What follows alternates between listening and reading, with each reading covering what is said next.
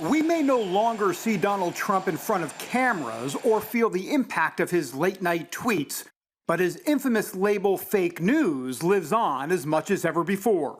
This is a news media that will look you in the face and say that they are a news media. They're nothing of the sort any longer.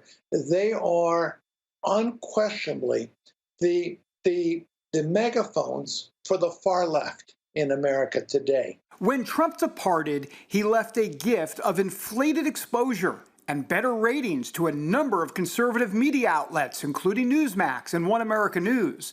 Meanwhile, Fox News only got lumps of coal from the outgoing president. Fox has become fake news, too. I don't know what happened. While Fox remains the major conservative voice, things have changed since the events of January 6th, especially when it comes to staying away from so-called flamethrowers like U.S. Congresswoman Marjorie Taylor Greene. What's been your experience there? I look for you there. I don't see you there often, if at all. I don't know. I don't track it totally. But what's your experience there with Fox? Well, if you notice, David, I'm one of the most conservative members of Congress, and I'm never invited to be on Fox News. Mm-hmm.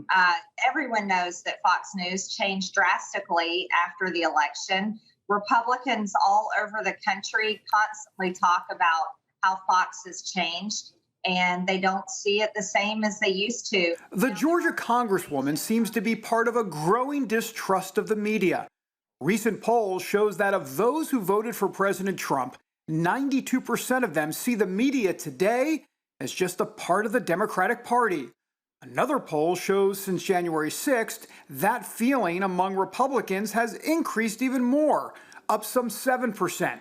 Washington Post media reporter Paul Farhi says the Trump faithful have totally tuned out the mainstream media over issues such as coverage of election integrity issues during the 2020 election. And even his answer is somewhat telling. In some ways, David, it's hard to argue with the faithful and the belief of the faithful.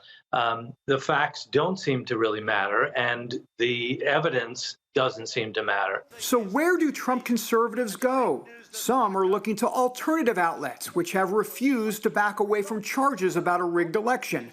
At first, social media served as a way to get around the mainstream influence, although with Twitter and Facebook leading the censorship charge, it's becoming trickier, and options to fully speak out have become limited. Obviously, Twitter, Facebook, Instagram, there are a lot of social media outlets that have proven to suppress the voices of conservatives. And so I think that we have all felt like, gosh, wouldn't it be nice if there was a platform available that would allow us to say what we want? Oh, my gosh, the First Amendment. Imagine that, our freedom of speech not being stifled. That could change very soon as the former president, among others, prepare to take on social media by launching his own version. He wants a space where everyone can feel welcomed, where people don't feel like, the fact checkers are going to be all over them, even though these things are factual oftentimes that the fact checkers get on. So I think it'll be really exciting to see sort of this next phase for my father-in-law. This next phase will be fought primarily online as a battle against big tech censorship. There's a lot of fear out there if we can't talk to each other and we can't express our opinions.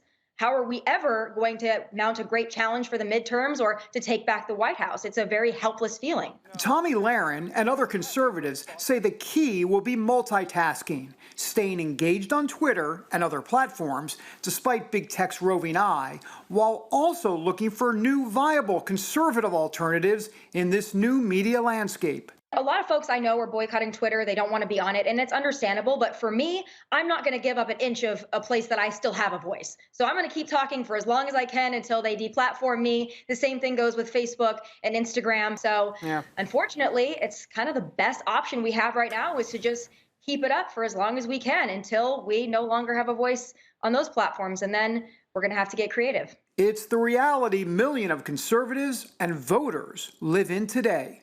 David Brody, CBN News, Washington.